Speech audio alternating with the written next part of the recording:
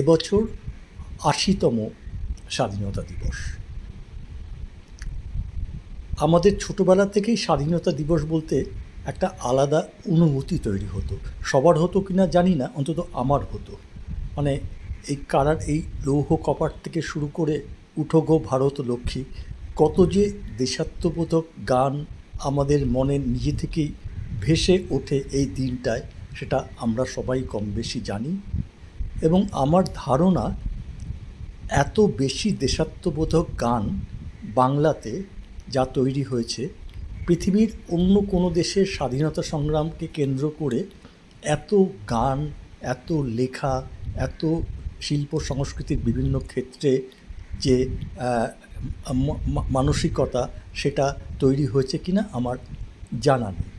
যদিও এটা ঠিকই, ভারতের বিভিন্ন দেশেই স্বাধীনতা সংগ্রাম কম বেশি হয়েছে, কিন্তু অবিভক্ত বাংলা ছিল সেটার ঘাঁটি, এবং সেটার প্রভাব আমাদের উপর কম বেশি সবার উপর পড়েছে।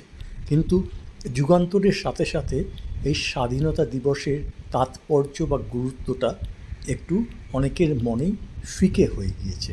বিশেষ করে বর্তমান প্রজন্মের ছেলেমেয়েদের মধ্যে স্বাধীনতা দিবসের যে গভীরতা বা তাৎপর্য, সেটা অনুভব করার সেরকম বোধ হয়তো তৈরি হয়নি। সেটার জন্য হয়তো আমাদের বড়দেরও অনেকটা দোষ রয়েছে।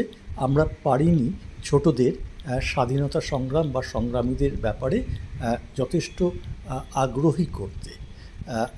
আমরা যদি একটু বেশি মাত্রায় এই প্রশ্নোত্তর প্রতিযোগিতা বা এই প্রবন্ধ প্রতিযোগিতা বা কিছু অন্য ধরনের এরকম খেলার মধ্যে দিয়ে স্বাধীনতা সংগ্রামকে যদি তুলে ধরতে পারি পড়ুয়াদের মধ্যে, তাহলে তারা একটা আগ্রহ বোধ করবে। মানে ওটা ওই জোর করে ওষুধ গিলিয়ে দেওয়ার মতো করে নয়, খেলার ছলে যদি স্বাধীনতা সংগ্রামটাকে তাদের সামনে উপস্থাপিত করতে পারি। প্রচুর বই রয়েছে স্বাধীনতা সংগ্রামের, ছোটদের বড়দের নানা বয়সের, সেগুলি যদি তাদের সামনে পড়ার জন্য তুলে ধরতে পারি, তাহলে বোধহয় তাদের ছোটদের মধ্যে বা পরবর্তী প্রজন্মের মধ্যে একটু বেশি এই বোধটা জাগরুক হবে। তা আমি চাই, প্রায় ৮০ বছর হয়ে গেল আমরা স্বাধীন হয়েছি, দেখতে দেখতে আমি হয়তো থাকবো না, কিন্তু বাকি যারা নবীন তারা থাকবে।